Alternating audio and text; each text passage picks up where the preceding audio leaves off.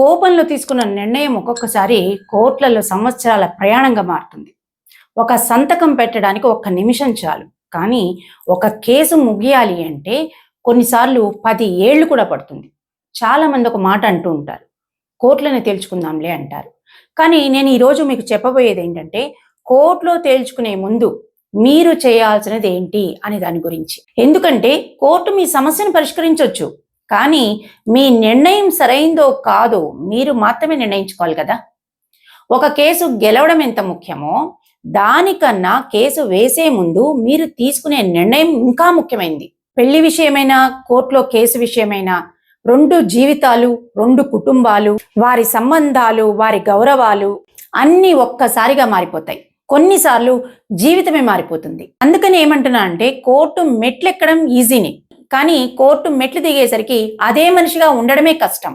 ఎందుకంటే ఒక కేసు మీ డబ్బును మాత్రమే కాదు, మీ సమయాన్ని, మీ ప్రశాంతతని, మీ ఆరోగ్యాన్ని, మీ కుటుంబ పరిస్థితుల్ని, మీ మానసిక ఒత్తిడిని అన్నిటినీ ప్రభావితం చేస్తుంది, అన్నిటినీ పరీక్షిస్తుంది.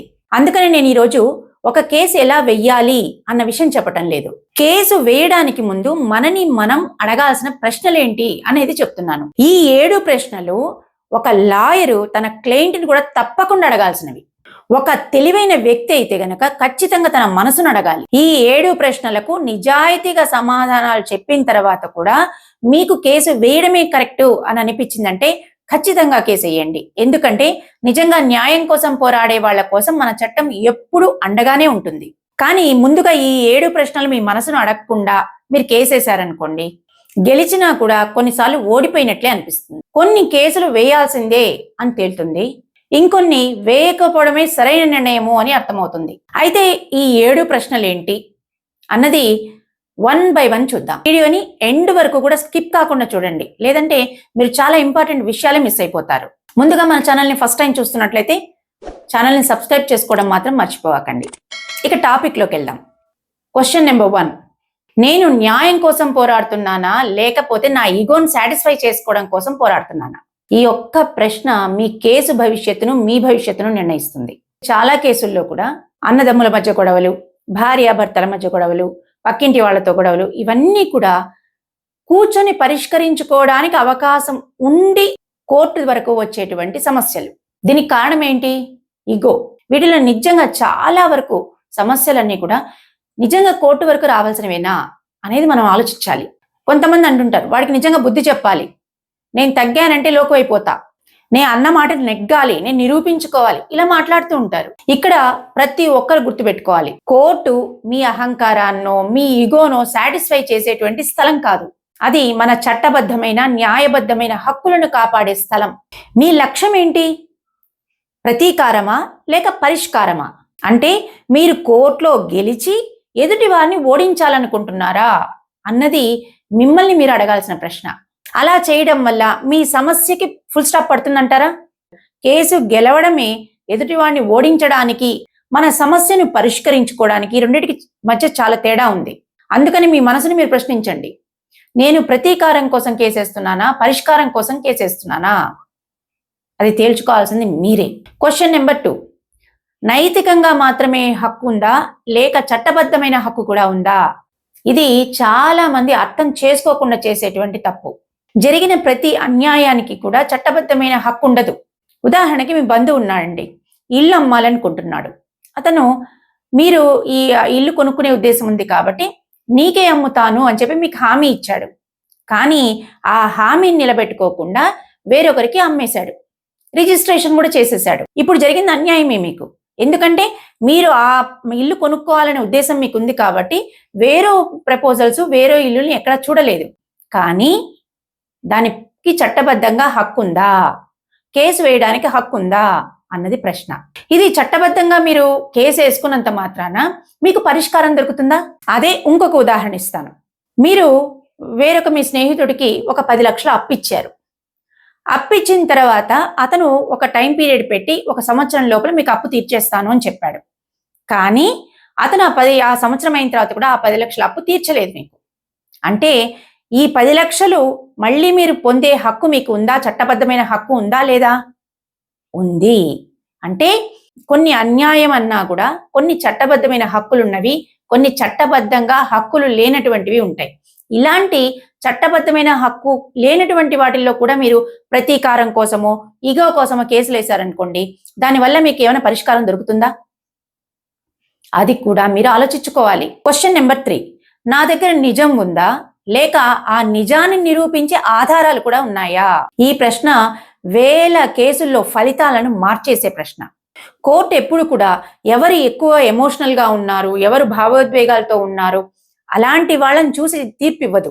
ఎంత నిజమున్నా కూడా నిజాన్ని నిరూపించే ఆధారాలు ఎవరి దగ్గర ఉన్నాయి అన్నది మాత్రమే చూస్తుంది. కొంతమంది కోర్టుకు వచ్చి అంటారు, మేడం నిజం నా వైపే ఉంది, నేనే గెలుస్తాను అంటారు. కరెక్ట్, కానీ దానికి తగ్గ ఆధారాలు కూడా మీ దగ్గర పెట్టుకోవాలి కదా, కోర్టుకు సమర్పించాలి కదా. కోర్టు మొదట అడిగేదే అది, నీ దగ్గర ఏం ఆధారం ఉంది, నీ నిజాన్ని నిరూపించడానికి ఏ ఆధారం ఉంది అని అడుగుతుంది. ఉదాహరణకి ఒక ప్రాపర్టీకి సంబంధించిన కేసు అనుకోండి, మీ దగ్గర రిజిస్టర్డ్ డాక్యుమెంట్స్ ఉన్నాయా, అగ్రిమెంట్ ఉందా, బ్యాంకు లావాదేవీలు ఉన్నాయా, మెసేజ్లు ఉన్నాయా, ఆడియోలు ఉన్నాయా, వీడియోలు ఉన్నాయా, ఫోటోలు ఉన్నాయా, సాక్షులున్నారా, ఇలాంటి రకరకాల చట్టబద్ధమైన ఆధారాలన్నీ కోర్టుకు సమర్పించాల్సి ఉంటుంది. అయితే మీ నిజాన్ని నిరూపించే ఆధారం అయి ఉండాలి. కాబట్టి మీరు కేసు వేయడానికి ముందే ఈ ఆధారాలన్నింటినీ టేబుల్ మీద పెట్టగలగాలి. ఆ తర్వాతనే కోర్టు గురించి ఆలోచించాలి. క్వశ్చన్ నెంబర్ 4, కోర్టుకు వెళ్లకుండా మీ సమస్యను పరిష్కరించేటువంటి మార్గాలను ప్రయత్నించారా? ఒక్కసారి ఆలోచించండి. మన జీవితంలో ఎన్నో వివాదాలు, ఎన్నో తగాదాలు, ఎన్నో గొడవలు, కొన్ని కూర్చొని పరిష్కారం అయిపోతాయి, కొన్ని క్షమాపణలతో పరిష్కారం అవుతాయి, కొన్ని మధ్యవర్తిత్వంతో సర్దుకుంటాయి. ఇలా రకరకాల ప్రత్యామ్నాయ మార్గాలన్నమాట. అయితే ఆ అవకాశము మీరు మీ సమస్యల్లో ఇచ్చారా అన్నది ప్రశ్న. ఎందుకు ఇవ్వకూడదు ఆలోచించండి. నేను ఎప్పుడూ ఒక విషయం చెప్తాను, జ్యుడిషియరీ అన్నది ఒక గొప్ప వ్యవస్థ, కానీ ప్రతి సమస్యకు కూడా అది మొదటి మెట్టు కాకూడదు, అది ఆఖరి మెట్టు మాత్రమే అవ్వాలి. కోర్టు తీర్పు ఇవ్వగలదు, కానీ మీ పోయిన ప్రేమను తీసుకురాలేదు, మీ నమ్మకాన్ని తిరిగి తీసుకురాలేదు కదా.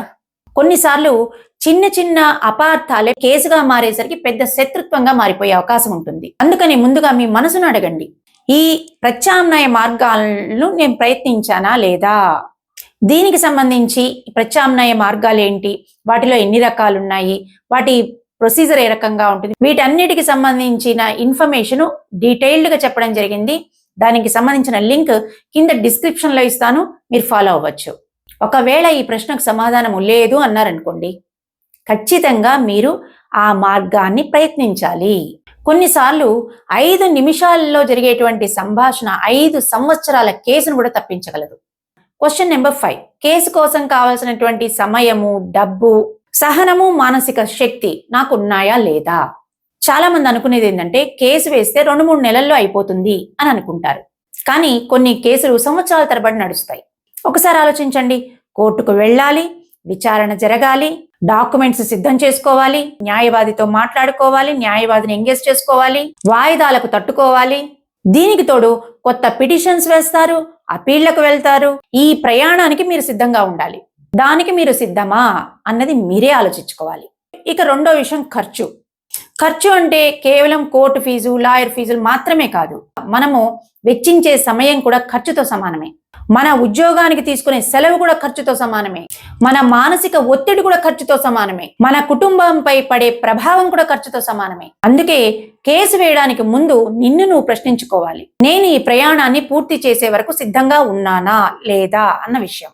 ఎందుకంటే మధ్యలో అలసిపోయి వదిలేసే కేసు కంటే మొదటే బాగా ఆలోచించి వేసే కేసుకే బలం ఎక్కువగా ఉంటుంది, విలువ ఎక్కువగా ఉంటుంది. ఒక్క విషయం మాత్రం ఎప్పుడు గుర్తుంచుకోండి, కేసు వేయడం ధైర్యం కాదు, సరైన కారణంతో, సరైన ప్రిపరేషన్తో, సరైన టైంలో కేసు వేయడం అనేది అసలైన వివేకం.